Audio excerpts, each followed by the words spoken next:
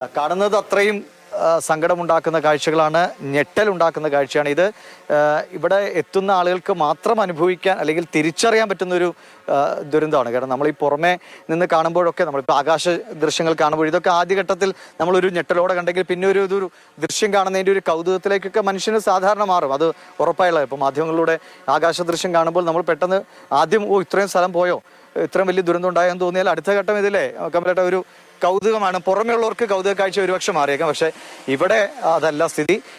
ഇതിനെ ഇത്രയും വലിയ ആഘാതം ഒരിക്കലും പ്രതീക്ഷിക്കാത്ത ഒരു ജനതയാണ്. ഒന്നോ രണ്ടോ പേർ പോകുന്നത് പോലെയല്ലല്ലോ, ഒരു ഉറ്റവരും അയൽവാസികളും അല്ലെങ്കിൽ ഒരു നാട് മുഴുവൻ.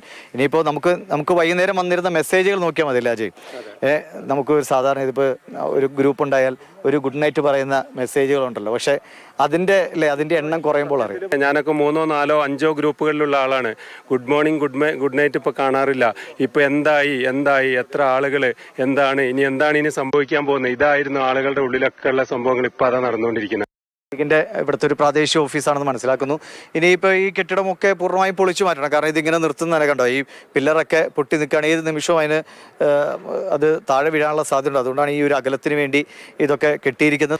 കാണുമ്പോൾ മാത്രമേ ഇത് തിരിച്ചറിയാൻ കഴിയൂ, ഇതിന്റെ ഭീകരത അല്ലെങ്കിൽ ഇവിടുത്തെ ജനങ്ങൾ അനുഭവിച്ച വേദന, അന്നത്തെ ഭയം, ആ മണിക്കൂറുകളിലെ ഭയമുണ്ടല്ലോ, ജീവന് വേണ്ടിയുള്ള ഭയം. ഇവിടെ ക്രിസ്ത്യൻ ദേവാലയമുണ്ട്, അത് അതിന്റെ ഈ അടിത്തറയൊക്കെ ഇളകിയ അവസ്ഥയിലാണ്. പക്ഷെ അവിടെയൊക്കെ കയറി നിന്നൊക്കെയാണ് ആളുകൾ രക്ഷപ്പെട്ടിട്ടുണ്ടാവുക. അവരവിടെ നിന്ന് നോക്കിയവരുടെ ഒരു മനസ്സ്, രാത്രി ആയതുകൊണ്ട് നമുക്ക് ആ കാഴ്ചകൾ, പക്ഷെ രാവിലെ എത്തി ഇവിടെ നിന്ന് അങ്ങോട്ടേക്ക് നോക്കുമ്പോൾ അവരുടെ നെഞ്ചു പൊട്ടിയത് എങ്ങനെയായിരിക്കുമെന്ന് അല്ലേ? എനിക്ക് ജ്യേഷ്ഠൻ്റെ 7 പേര് മരിച്ചുപോയി. മാഷൻ, അമ്മായിമ്മ, അളിയന്, മരുമകള്, 3 പിള്ളേർ. അതിൽ 4 പേരെ കിട്ടിയുള്ളൂ, 3 പേരെ കിട്ടാൻ. ഇത് ഒരു വീടായിരുന്നേ, ഇറയം. പക്ഷെ അങ്ങോട്ടേക്ക് ചെളിയാണ്. ഇവിടെ വരെ നിൽക്കാൻ പറ്റുമെന്ന് തോന്നുന്നു, ഒരു കല്ലുള്ളതുകൊണ്ട്. അപ്പോൾ ഇതാണ് അവസ്ഥ. ഇത്രയും ചെളി കയറി അവിടുത്തെ ചിത്രങ്ങളൊക്കെ ഉണ്ട്.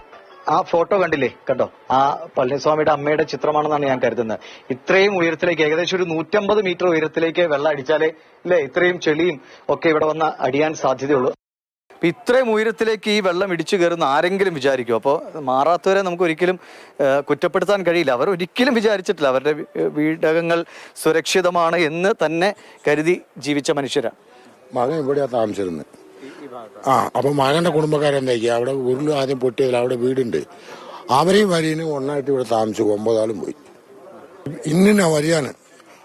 അവിടെ 5-6 കോഴിക്കളെ അടച്ചിട്ടിരുന്നത്. ജീവിച്ചിട്ടുണ്ടെങ്കിൽ തുറന്നുവിടുക, ചെത്തിട്ടുണ്ടെങ്കിൽ വലിച്ചിടുക. ചില മനുഷ്യർക്കെങ്കിലും അവർക്ക് തിരിച്ചു വരാനുള്ള ഒരു ചെറിയൊരു പ്രതീക്ഷയുടെ നാളം അവരിൽ നമ്മൾ കാണുന്നുണ്ട്. അപ്പോൾ ആ പ്രതീക്ഷ തന്നെയാണ് ഇനി നമ്മൾ സത്യത്തിൽ വളർത്തേണ്ടത്. ഞാനിപ്പോൾ സങ്കടത്തിന്റെ കാഴ്ചകളായി വീണ്ടും അവതരിപ്പിക്കുക എന്നതല്ല, പ്രേക്ഷകരുടെ ശ്രദ്ധയിലേക്കാണ് ഇത്രയും ദുരന്തമാണ് ഇവിടെ സംഭവിച്ചത് എന്ന് ഒന്ന് ഓർമ്മപ്പെടുത്താൻ വേണ്ടിയാണ്. പക്ഷെ ഇതിനെ മറികടക്കാനുള്ള ഒരു ശേഷി നമുക്കാകെ ഉണ്ടാകട്ടെ, തിരിച്ചു വരാൻ കഴിയട്ടെ. ഈ നാട്ടിലെ ജനതയ്ക്ക് അവരുടെ പഴയ ജീവിതം കുറെയെങ്കിലും തിരിച്ചു പിടിക്കാൻ കഴിയട്ടെ എന്ന് പ്രതീക്ഷിക്കാം.